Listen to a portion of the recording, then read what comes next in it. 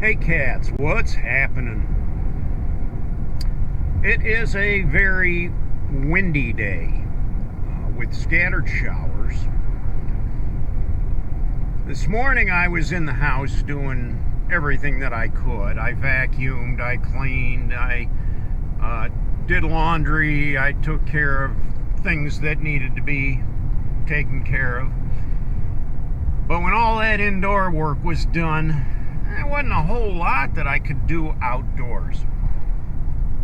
So I was stuck inside, and I mean, you know, I could go outside, but the weather just wasn't the kindest, you know. The leaves are at least blowing away today. As a friend of mine used to say, the leaves are marching because they march across the yard towards the woods. That's what I like, because that's the less work that I have to do to clean them up. But anyway, you know, sitting around the house by yourself, in my case, you know, all by myself, isn't always the healthiest thing, you know. You know, when all the work's done, when there's nothing else to do and you're just sitting there twiddling your thumbs, you start thinking a little bit, and, you know, it's easy for depression to roll in, the loneliness. So you gotta stay busy, you gotta stay active. Now, I could have taken the bike out today, but I didn't want to get blown my truck's getting blown all over the road here. It's a challenge even driving this. I didn't want to get blown all over the road and caught in the rain and the inclement weather. There's a possibility of some thunderstorms.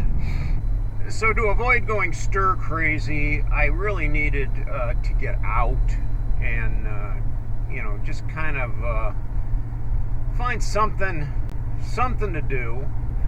And I thought, okay, well, today I'm going to drive up to the lake and see what this wind is doing to the water up there. You know, the gales of November are coming early, as the song says of the Edmund Fitzgerald. Lake Erie is somewhat of a shallow lake, and when the winds blow, the gales come in, it can get really dangerous for any kind of a ship.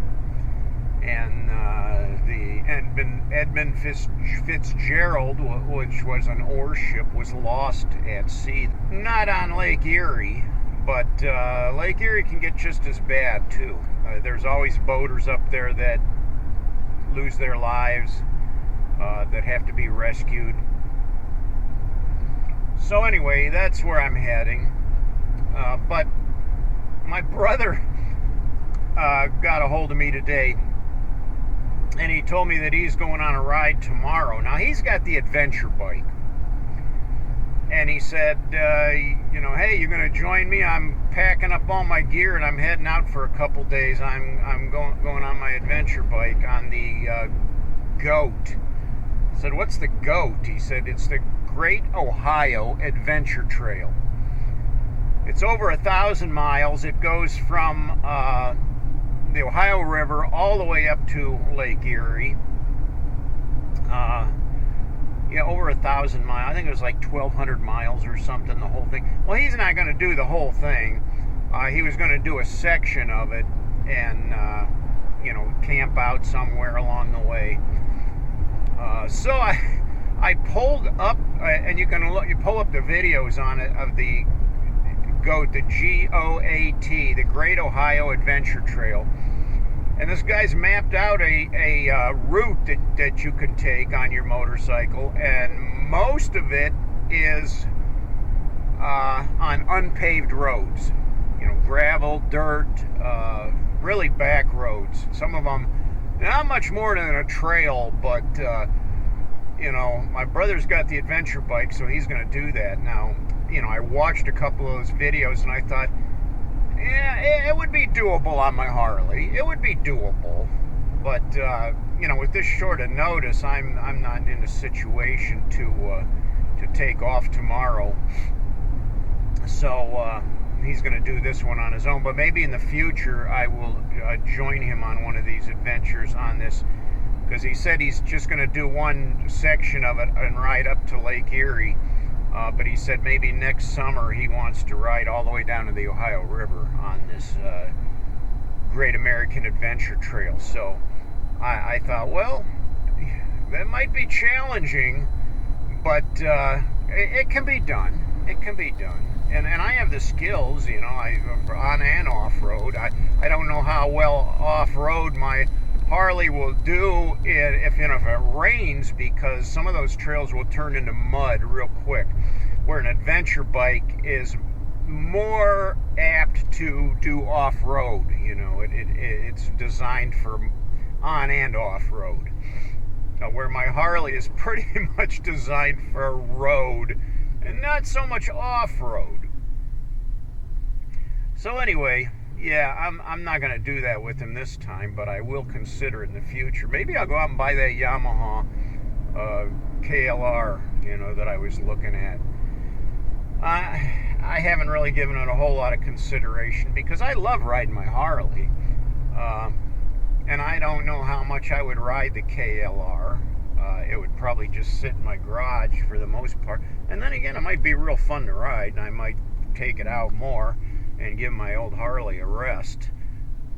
But then that would offer me opportunities to ride with my brother and do those challenging... I'm going around these roundabouts, and it's funny how some people sit there and stop like they're at a stop sign.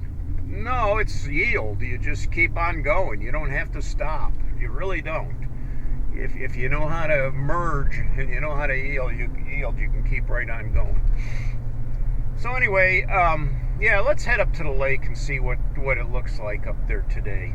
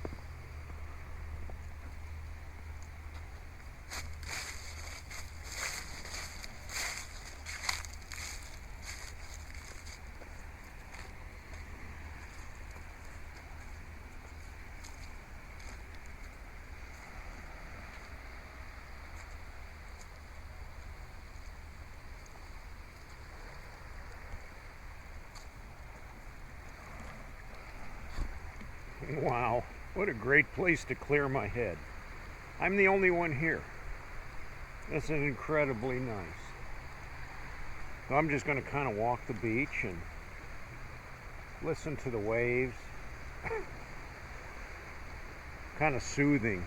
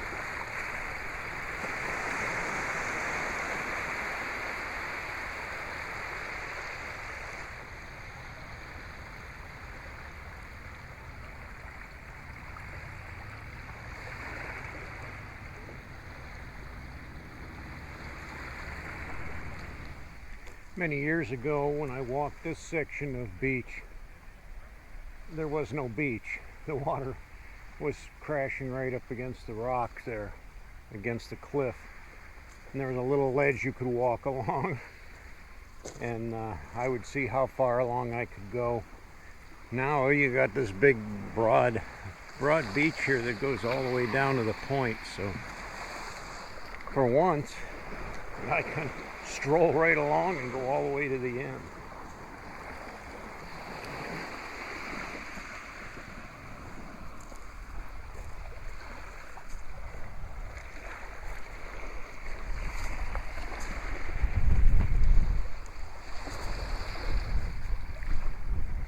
You can see Cleveland skyline way down there through the haze. Cleveland, Ohio, the home of rock and roll. A couple weeks ago, I brought my daughter up here to Cleveland to the Rock and Roll Hall of Fame. I don't know if you've ever been there before. It's quite an interesting place. Got the history of rock and roll from the very beginning. A lot of, clothing that different rock stars have worn, and song lyrics written on napkins, and guitars and other instruments, drum sets from different bands.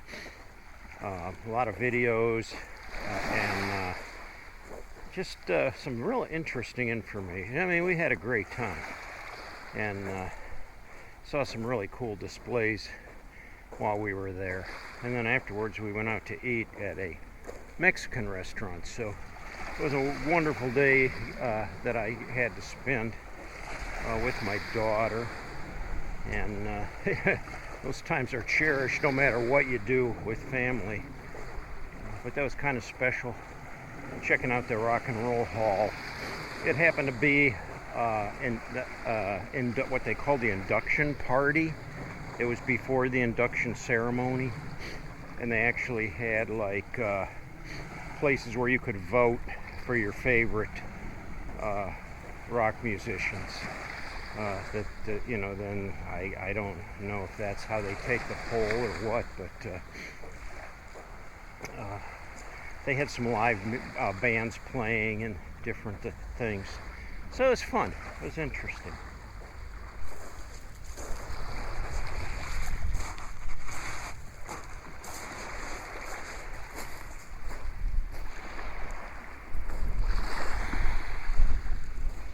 The cool little piece of driftwood that I found. It's just really smooth and worn. I don't know why it's interesting to me. It has a little pattern down here at the end. Kind of almost looks like a spoon. There's a lot of interesting things if you look hard enough. All formed by nature. Val and I used to walk along these rocks, look real close down at these rocks, and find beach glass.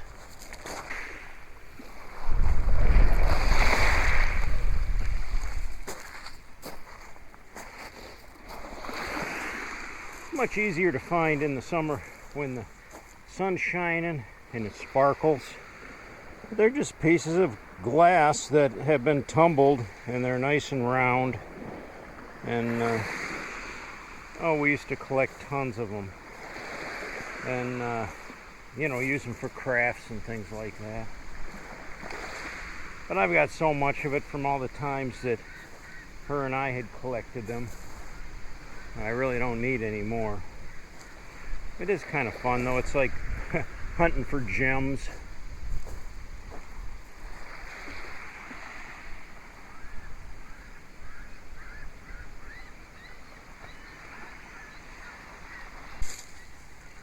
This has got to be one of the hazards of walking this beach.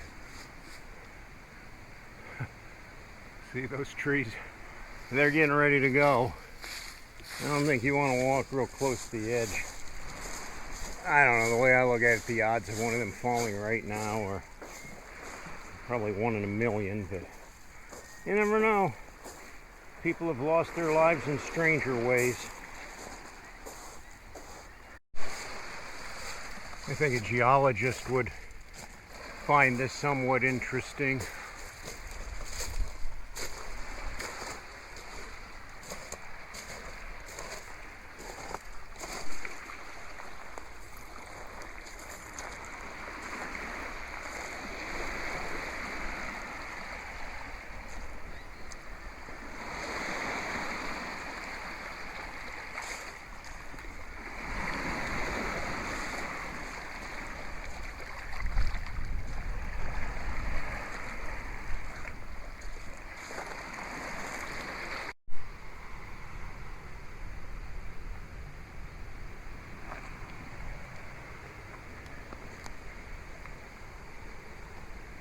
A painted tree.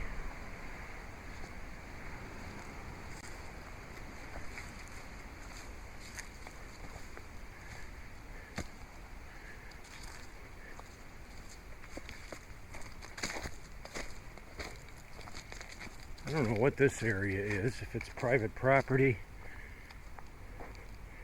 They've been doing a lot of dumping and filling here. I don't know if it's a public area. Or maybe they're going to build a house here. I don't know.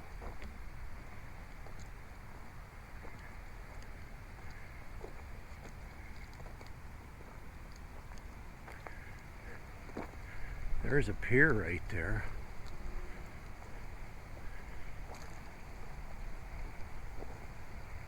Some picnic tables. I'm not sure what it is.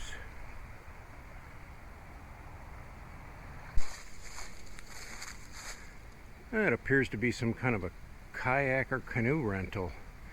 They got a lot of canoes and kayaks over there. Well, perhaps that's what it is.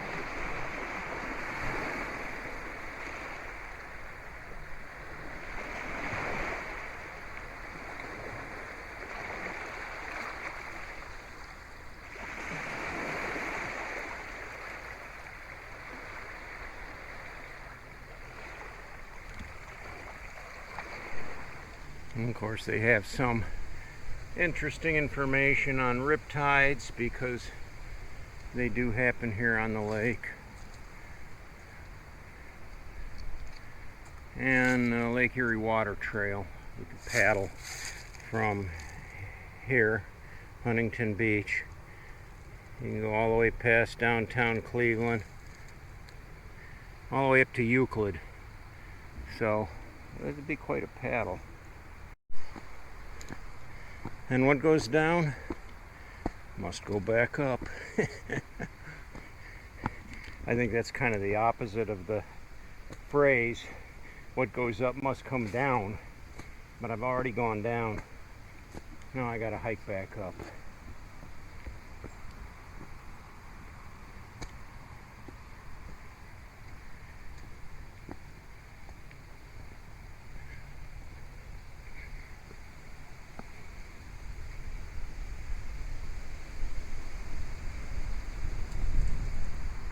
Huntington Beach, near Cleveland, Ohio. You can see it's a popular area in the summertime for picnicking with these huge picnic shoulders. Beautiful views of the lake, swimming down below.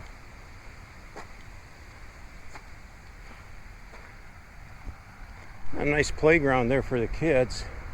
Big playground. A lot of area there. And then over here, this thing that looks like a lighthouse. In the summertime, they sell concessions out of there. I think on the weekends mostly. I think it's closed during the weekdays.